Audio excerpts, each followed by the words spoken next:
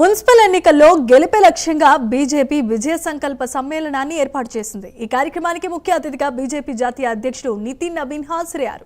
Minority వర్గం కోసమే కాంగ్రెస్ తాపత్రయం పడుతోందని నితిన్ నబీన్ విమర్శలు చేశారు। తెలంగాణకు నిజాం సంకెళ్లను తెంచింది పటేల్ అన్న విషయాన్ని ఆయన గుర్తు చేసుకున్నారు। వక్ఫ్ బిల్లును కూడా కాంగ్రెస్ అడ్డుకుందని గుర్తు చేశారు। సనాతన ధర్మంపై కాంగ్రెస్ దాడి చేస్తోందని మండిపడ్డారు। రాష్ట్రంలో ఆలయాలపై దాడులు జరుగుతున్నా చర్యలు తీసుకోవటం లేదని మండిపడ్డారు। आज जहां एक और नरेंद्र मोदी की सरकार तेलंगाना के जनता के प्रति प्रतिबद्ध होकर यहां के विकास की चिंता कर रही है, चाहे रेलवे में हेतु रिकॉर्ड 5,454 करोड़ की योजना देना, चाहे Hyderabad Pune, Hyderabad Bangalore, Hyderabad Chennai high speed corridor की घोषणा अभी बजट में हुई है।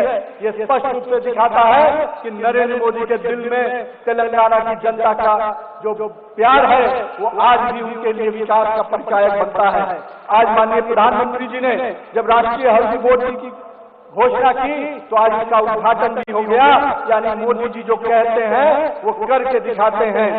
आज दो इंडस्ट्रियल कॉरिडोर, चाहे हैदराबाद नागपुर हो, हैदराबाद वारंगल हो, इसका आगे बात बढ़ाना कहीं न कहीं दिखता है कि नरेंद्र मोदी जी और केंद्र की सरकार पूरी तरह से तेलंगाना की जनता के साथ खड़ी है। हम इस विकास की कड़ी में और आगे लेके जाएंगे और जनता को विश्वास दिलाना चाहते हैं आपके माध्यम से कि तेलंगाना के लोगों ने जिस प्रकार से भाजपा को प्यार दिया है, स्नेह दिया है, भाजपा उसका कर्जदार है।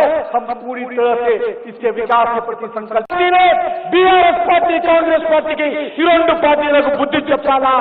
ఈ తెలంగాణ ప్రజల ఆకాంక్ష నెరవేరాలంటే, ఈ పాలమూరు జిల్లా అభివృద్ధి జరగాలంటే, తెలంగాణ అభివృద్ధి జరగాలంటే, అవినీతి రహితమైనటువంటి పాలన రావాలంటే, నీతి నిజాయితీతో కూడినటువంటి సమర్థ పాలన రావాలంటే నరేంద్ర మోడీ గారి నాయకత్వంలో, నితిన్ నబీన్ గారి నాయకత్వంలో తెలంగాణలో బీజేపీ జెండా ఎగరాలి।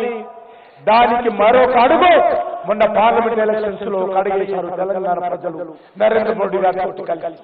ఈ మున్సిపల్ ఎన్నికల్లో కూడా మరొక అడుగు వేయండి।